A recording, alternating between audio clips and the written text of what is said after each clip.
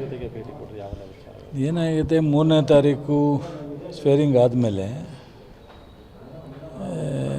Election ಮತ್ತು ನಿನ್ನೆ ಅಧಿಕಾರ ಹಸ್ತಾಂತರ ಅಧ್ಯಕ್ಷರದು ಇವೆಲ್ಲ ಕಾರಣದಿಂದ ಬರಲಿಕ್ಕಾಗಿರಲಿಲ್ಲ. ಸಹಜವಾಗಿ ಸ್ವಾಮೀಜಿಯವರ ಆಶೀರ್ವಾದ ಪಡ್ಕೊಳ್ತಕ್ಕಂಥದ್ದು ಪರಿಪಾಠ.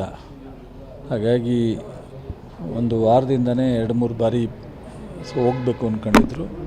ಸ್ವಾಮೀಜಿಯವರು ಹೊರಗಡೆ ಪ್ರವಾಸ ಇದ್ದರು. ಹಾಗಾಗಿ ಇವತ್ತು ಹೋಗಿದ್ದು ಬರೋಣ ಅಂತ ಸಾಯಂಕಾಲ ಫೋನ್ ಮಾಡಿದ್ರು. ಒಟ್ಟಿಗೆ ಎಲ್ಲರೂ ಬಂದು ಸ್ವಾಮೀಜಿಯವರ ಆಶೀರ್ವಾದ ಪಡ್ಕೊಂಡು ಹೋಗಿದ್ದಾರೆ. ಸರ್, ಬಿಡದಿ ಟೌನ್ಶಿಪ್ ವಿಚಾರವಾಗಿ CM ಬರೆದಂಥ ಲೆಟ್ರಿಗೆ DK ಕುಮಾರಸ್ವಾಮಿ ಅವರು ಒಂದು ರಿಪ್ಲೈ ಕೊಟ್ಟಿದ್ದಾರೆ. ಬಿಡದಿ ಜನರ ಜೊತೆಗೇನೋ ಚರ್ಚೆ ಆಗಲಿ, ನಾವು ಮಾತಾಡಿದ ಸಮಸ್ಯೆ ಪರಿಹಾರ ಆಗೋದಿಲ್ಲ. ನೋಡಿ, ಜನರ ಪರವಾಗಿ ತಾನೇ ವಾಯ್ಸ್ ಮಾಡಿರೋದು ಕುಮಾರಸ್ವಾಮಿಯವರು. ಅವ್ರ ಸ್ವಂತದಲ್ವಲ್ಲ. ಜನರ ಪರವಾಗಿ ವಾಯ್ಸ್ ಮಾಡಿದ್ಮೇಲೆ ಅವರೊಬ್ಬರು ಆ ಕ್ಷೇತ್ರದಿಂದ ಗೆದ್ದು ಮುಖ್ಯಮಂತ್ರಿ ಆಗಿದ್ದವರು 2 ಬಾರಿ ಆ ಜಿಲ್ಲೆಯಲ್ಲಿ.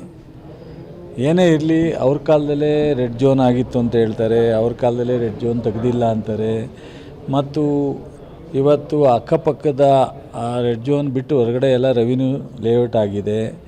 ಸೊ ಇವತ್ತಿಗೂ ಸಹ 2.25 ಕೋಟಿ ಎಕರೆಗೆ ಹೈಯೆಸ್ಟ್ ರೇಟನ್ನು ಫಿಕ್ಸ್ ಮಾಡಿದ್ದಾರೆ. ರೈತರಲ್ಲಿ ಬಹುತೇಕ 60-70% ರೈತರು ಸಮಾಧಾನವಾಗಿದ್ದಾರೆ. ಇದನ್ನು ರಾಜಕೀಯವಾಗಿ ಹೆಚ್ಚು ಉಪಯೋಗಿಸ್ಕೋತಾ ಇದ್ದಾರೆ ಅನ್ನೋದು ಚರ್ಚೆ ಇದೆ. ಬಟ್ ಒಬ್ಬ ನಾಡಿನ ಮುಖ್ಯಮಂತ್ರಿ ಯಾರೇ ಇರಲಿ ಆ ಸ್ಥಾನದಲ್ಲಿ ನಾವು ಗೌರವವಾಗಿ ಅವರ ಇದನ್ನು ಇವ್ರು ಕೇಳಬೇಕು ಬಿಡಬೇಕು ಅನ್ನೋದಕ್ಕಿಂತ ಹೆಚ್ಚಾಗಿ ಇವರು ಚರ್ಚೆ ಮಾಡಬೇಕು ಅಂದಾಗ ಅವ್ರು ಚರ್ಚೆ ಮಾಡಲಿಕ್ಕೆ ಬನ್ನಿ ಅಂತ ಆಹ್ವಾನ ಕೊಟ್ಟಾಗ ವಿಧಾನಸೌಧ ನಮ್ಮದು ಅಲ್ಲ, ಅವ್ರದ್ದು ಅಲ್ಲ, ಯಾರ್ದು ಅಲ್ಲ, ಈ ನಾಡಿನ ಜನರದ್ದು, ಕನ್ನಡಿಗರದು ವಿಧಾನಸೌಧದಲ್ಲಿ ಅಧಿಕಾರಿಗಳಿರ್ತಾರೆ, ಮುಖ್ಯಮಂತ್ರಿ ಇರ್ತಾರೆ, ಸಂಬಂಧಪಟ್ಟಂಥ ಎಲ್ಲ ಅದಕ್ಕೆ ಮಿಷನರಿಗಳಿರುತ್ತೆ. ಸೊ ಕೂತ್ಕೊಂಡು ಚರ್ಚೆ ಮಾಡಬೇಕು ಯಾವುದು ಸರಿ ತಪ್ಪು ಅಂತ. ನಾನು ಅಲ್ಲಿಗೆ ಬನ್ನಿ ಇಲ್ಲಿಗೆ ಬನ್ನಿ ಅಂತ ಇವ್ರು ಮುಖ್ಯಮಂತ್ರಿ ಆಗಿದ್ದಾಗಲೂ ಇವ್ರು ಕರೆದ್ರೂ ಅದೇ ಗೌರವ ಕೊಡಬೇಕು ಬೇರೆಯವರು. ಇವತ್ತು DK ಶಿವಕುಮಾರ್ ಅವರು ಮುಖ್ಯಮಂತ್ರಿ ಆಗಿದ್ದಾರೆ. ಅವ್ರು ಕರೆದಾಗ ಇವರಿಗೆ ನಿಜವಾದಂಥ ರಾಜಕೀಯದಲ್ಲದಲ್ಲೇ ಆ ರೈತರ ಪರವಾಗಿದ್ದೀನಿ ಅನ್ನೋದಾದರೆ ಚರ್ಚೆಗೆ ಬಂದು ಚರ್ಚೆ ಮಾಡಿ